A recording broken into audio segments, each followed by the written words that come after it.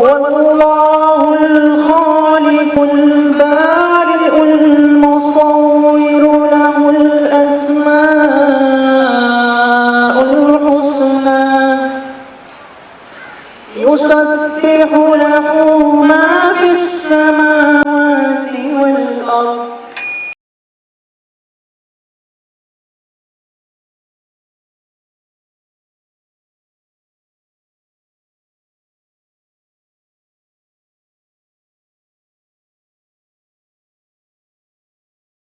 عبدالولي خان یونیورسټي کې د فارمیسي شعبې سره تعلق لرونکي طالب علم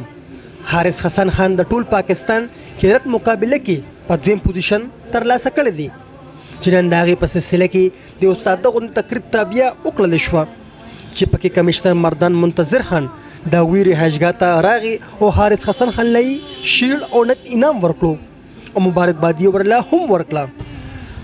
دا خو جی حارث صاحب نه چې زه خبر شوم چې د مردان یو بچی چې دی نو هغه په دغه کې حسن قرات کې په دویم نمبر راغلی دی په ټول پاکستان کې. نو ما ویل چې دا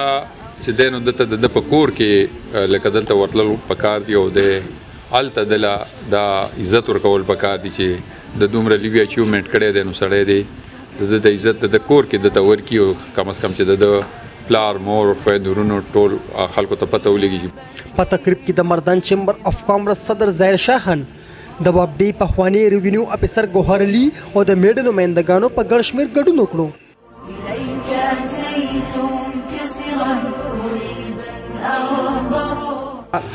دومره حوصله افزایي شو زه نور مخکې لاړ شم، زه نور هم داسې مقابلې کې چې کوم دی حصه والم، زه نور هم چې کوم دی داسې پوزیشن وغیره والم مخکې لاړ شم. نو نن چې کمشنر صاحب راغلو ډېر شکریا ادا کوم د هغې نه بعد چې کوم دی مونږ ټول په کار دی زموږ چې څومره چې کوم دی ادارې دي هغه کو په هر لیول باندې مونږ ټول په کار دی چې په څه ناسه لیول باندې مونږ د خپل ملک او قوم خدمت وکړو. مطلب خدمت ان د سنس لکه چې مونږ په هر اداره کې کار کوو، هغه ملک لکه ما اوسیاتو کې رد دی، هغه میډیا فیلډ دی، هر فیلډ دی چې یو سړی خپل کار خپل ریسپانسبیلیټي ایماندارۍ سره کوي نو دا د ملک او قوم اصل خدمت دی. طالب علم حارث حسن خان زیاته کړه چې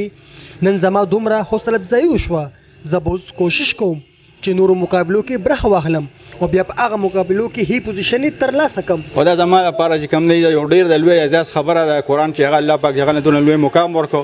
او دونه چې کوم دی لوی شخصیتونه الله پاک چې کوم دی زموږ غریبخانې ته راوستل، دا زموږ لپاره د فخر خبره ده. ټول د قرآن برکات دي، دا ټول د الله نه مهرباني ده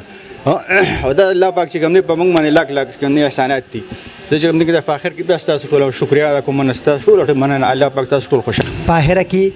حارث حسن خان والد محترم د ټولو راغلو مېلمنو شکریا ادا کړه.